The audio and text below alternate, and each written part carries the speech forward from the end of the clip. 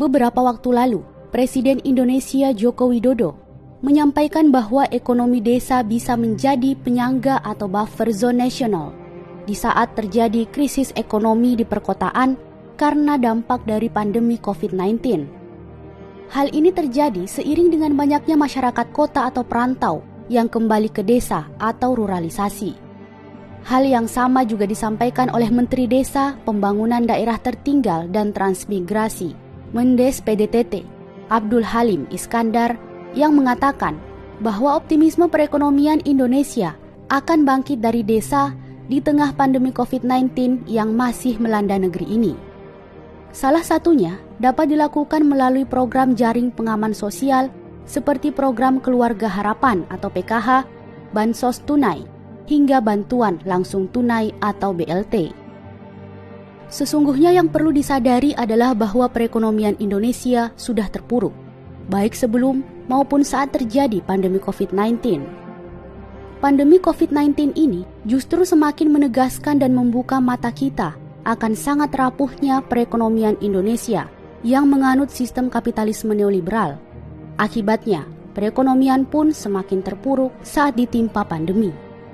Untuk itu, persoalan krisis ekonomi negeri ini ada di dalam penerapan ekonomi kapitalisme neoliberal yang bersandar pada sektor ekonomi non-real yang melahirkan institusi pasar modal, sektor perbankan berbasis riba, sistem keuangan yang bertumpu pada pajak dan utang luar negeri, serta sistem moneter yang berbasis uang kertas yang sebenarnya menjadi faktor penyebab krisis ekonomi.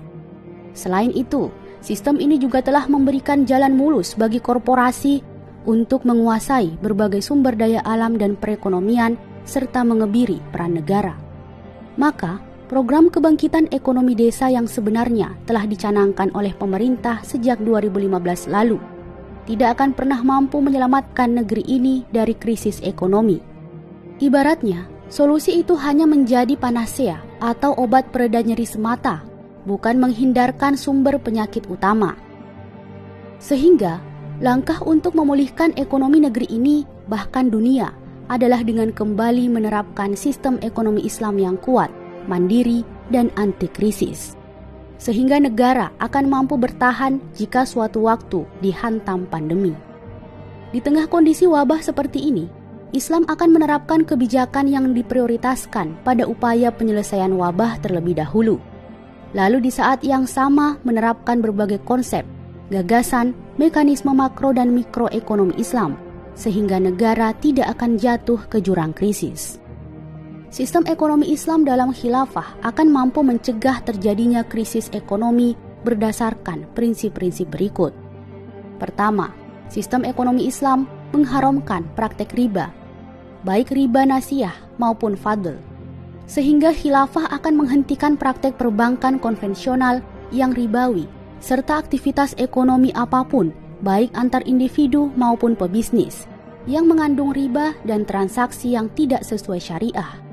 Allah Subhanahu wa Ta'ala menegaskan keharuman riba dalam Al-Quran Surat Al-Baqarah ayat 275 yang artinya, orang-orang yang makan riba tidak dapat berdiri, melainkan seperti berdirinya orang yang kemasukan setan lantaran tekanan penyakit gila.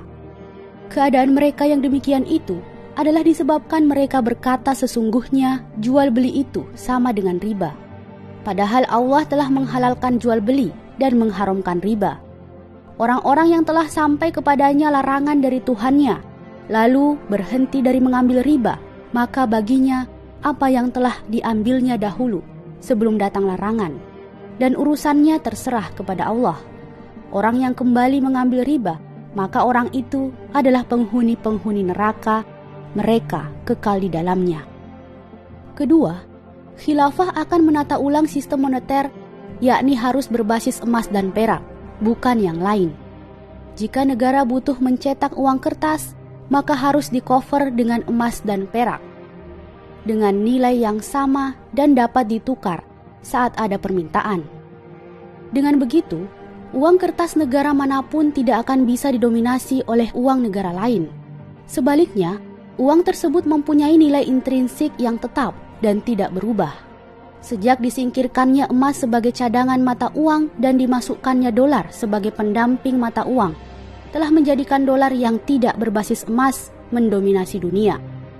Goncangan sekecil apapun terjadi pada dolar telah menjadi pukulan telak bagi negara lain. Jadi, mata uang dolar turut andil dalam krisis dunia.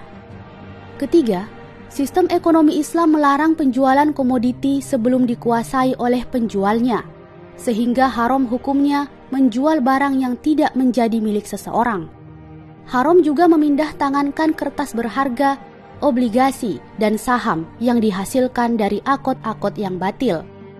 Maka khilafah akan menutup aktivitas bursa dan pasar saham, jual beli saham, obligasi, dan komoditi tanpa adanya syarat serah terima komoditi yang bersangkutan, bahkan bisa diperjualbelikan tanpa harus mengalihkan komoditi tersebut dari tangan pemiliknya yang asli, adalah sistem yang batil dan menimbulkan masalah.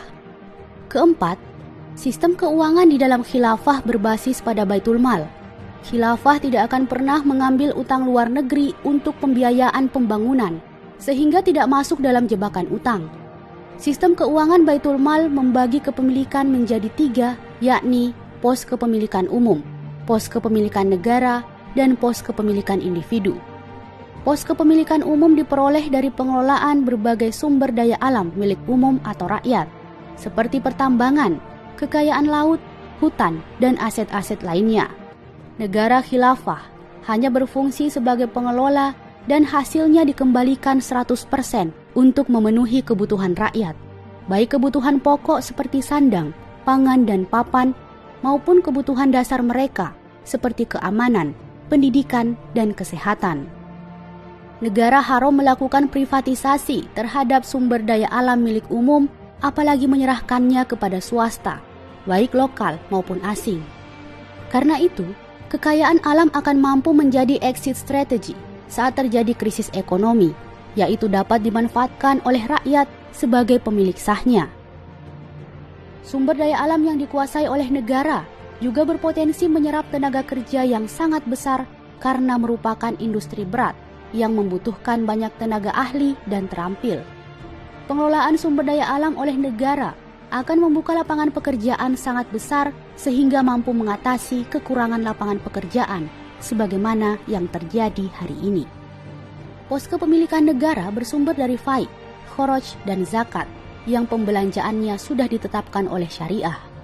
Pos kepemilikan individu adalah sumber pemasukan bagi rakyat sebagai hasil dari aktivitas individu mereka, baik diperoleh dari bekerja, harta warisan, dan semacamnya.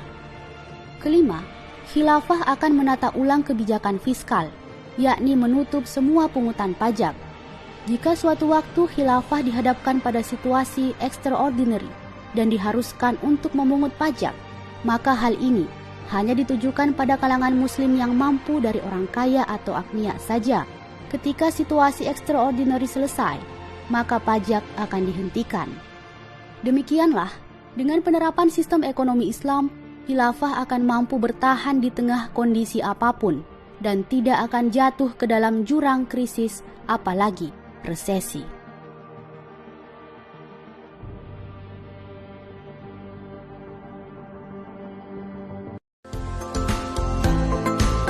Terima kasih sudah menonton video kami. Tetap dukung channel kami dengan like dan komen, serta jangan lupa untuk subscribe channel ini. Insya Allah akan bernilai pahala yang besar di sisi Allah Subhanahu wa Ta'ala.